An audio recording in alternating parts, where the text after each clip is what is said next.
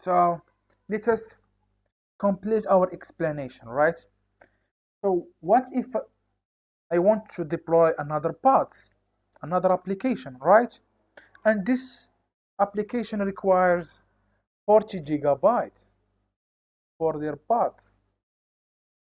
Then the scheduler will go to the first node, nice.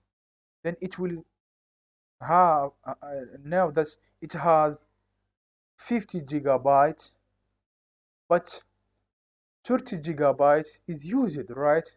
So there's still only 20 gigabytes. But my pod needs 40 gigabytes. So what the scheduler will do in this case, it will deploy this application here. We call it app 2, right? Instead of here, because I have the resource that is required by this app, right? So now what I want to do is I want to collect the monitoring data from here and from here, right? Using, for example, as an ilk stack component, either log stack, log stack, log stack, or fluentd, right? So how should I do that? That from here I want to deploy fluentd. So this deployment I want it to be on this node and on this node. So using the deployment cannot will not achieve what we are looking for. So instead of that, we have to use the diamond set.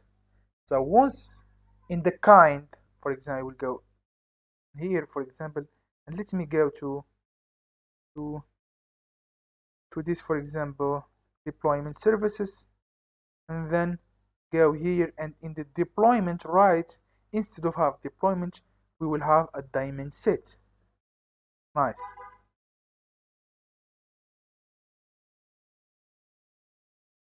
So now let me come here now, right, and type kubectl get nodes, right? The nodes are ready now. So my cluster is ready. I can create deployments. I can create whatever I want, right? So let me go here and then go down here and try to increment that. In this lab, I will go with the host bet volume, but in the next videos, I will use the AWS Elastic Block Storage. I will also cover what is the persistent volume claim, what is the storage class, what is the persistent volume, and how all this working, right? And how to integrate kubeEDM with AWS so that your Kubernetes cluster can do or launch instance on your behalf. Like if, for example, if in the services we use the load balancer type, then the cluster will launch an ELB, Elastic Load Balancer, the classic load balancer, right? And if we are using EBS volume, then the Kubernetes will launch an EBS volume, etc. So let me comment this, right? Then go down here, Mango, right? Then comment this. Then here, we have to change that to host volume, right?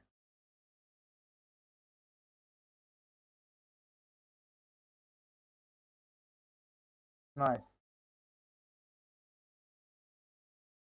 So make sure that everything looks as we expected. And here I will use my image that I have built in my previous projects that you can find them. I will leave you the link in the description or in the top right corner. So if I go to my hub, my docker hub.docker.com, then go to my user account, that is عبد Docker. You can find this out of image. You can download it, and use it in your project, right? Then down here, I have everything properly. Then I will copy that here, right? And then create a file called dep.svc.yaml that will create our deployment and services, right? And then save that, and then run kubectl apply -f dep dep. Then click on the tape button.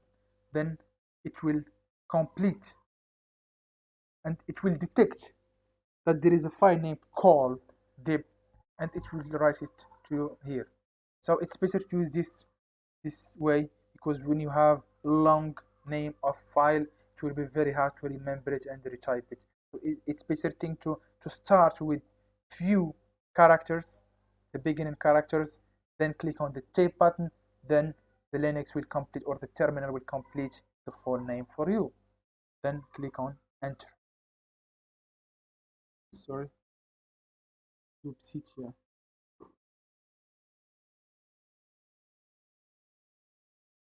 kubectl, right?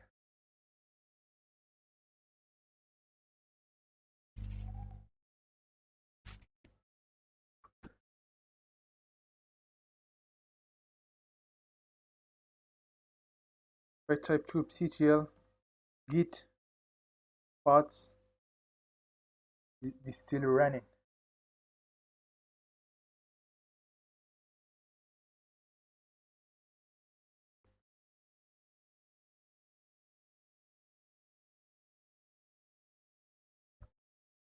Another thing here I want to clarify, or I want to show you, that I will explain it as well in my next videos, is something in Kubernetes called the readiness and the liveness. And what means that? For example, here, as you can see, that each part take much time to run, right? And maybe sometimes, I will explain you here, for example here, that sometimes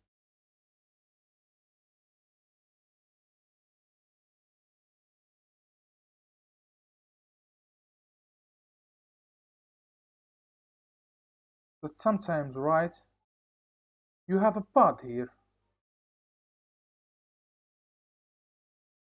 you have a pod, right?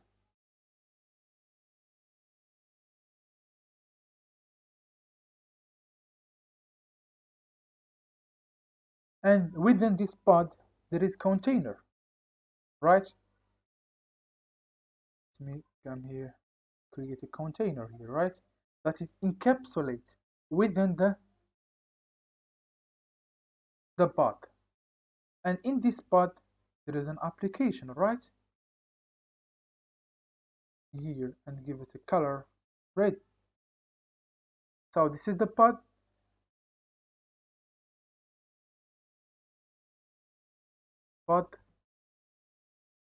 then the container,